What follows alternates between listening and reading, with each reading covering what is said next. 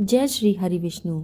आज इस वीडियो में हम आपको पूर्णिमा की व्रत कथा सुनाएंगे। तो कथा सुनाने से पहले अगर आपको ये वीडियो पसंद आता है तो इसको लाइक ज़रूर करिएगा और अपने परिवार वालों के साथ शेयर ज़रूर करिएगा। और आपसे एक छोटा सा निवेदन है कि अगर आप इस चैनल पर नए हैं तो प्लीज़ हमारा चैनल सब्सक्राइब करके बेल आइकन प्रेस कर दीजिएगा ताकि ऐसी ही कथाएँ हम आगे भी आपको सुनाते रहें। तो चलिए बिना किसी देर के आपको सुनाते हैं पूर्णिमा की व्रत कथा।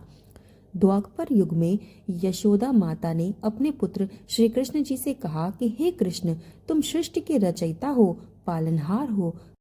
कृपया तुम मुझे ऐसा उपाय बताओ जिससे स्त्रियों को सौभाग्य प्राप्त हो सके और उनकी सभी मनोकामनाएं पूर्ण हो जाएं। तब श्री कृष्ण जी कहने लगे कि हे माता, स्त्रियों को सौभाग्य की प्राप्ति के लिए 32 पूर्णिमा का व्रत उनको करना चाहिए। मैं आपको इसके बारे में विस्तार पूर्वक बताता हूँ। द्वापर युग में कातिका नामक नगरी पर चंद्रहास नाम के राजा का शासन था। वहाँ एक धनेश्वर नाम का ब्राह्मण अपनी सुशील और सुंदर पत्नी के साथ रहता था। वहाँ घर में धन धान्य की उसके पास कोई भी कमी नहीं थी, लेकिन संतान न होने के कारण वो बहुत दुखी रहते थे। एक दिन एक तपस्वी उनके नगर में आया और उसने सभी घरों में भिक्षा ली, सिवाय धनेश्वर के घर में। ये देखकर धनेश्वर ने तपस्वी से इसका कारण पूछा। तपस्वी ने उत्तर दिया कि निसंतान के घर भिक्षा पतित मानी जाती है, इसलिए मैंने तुम्हारे घर में भिक्षा नहीं ली। तपस्वी की बात सुनकर धनेश्वर ने उनसे पुत्र प्राप्ति का उपाय पूछा। तपस्वी ने उन्हें देवी चंडी की उपासना करने का सुझाव दिया।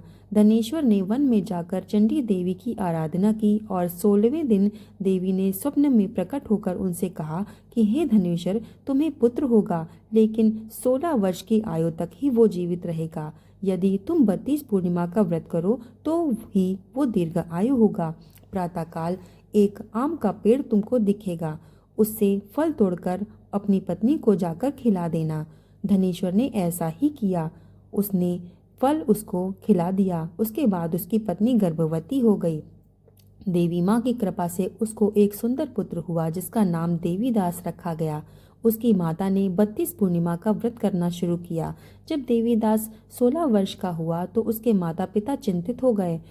उन्होंने अपने पुत्र को उसके मामा के साथ काशी विद्याधन करने के लिए भेज दिया। एक बार देवीदास और उसके मामा ने एक रात नगर में बिताई जहाँ एक कन्या का विवाह हो रहा था।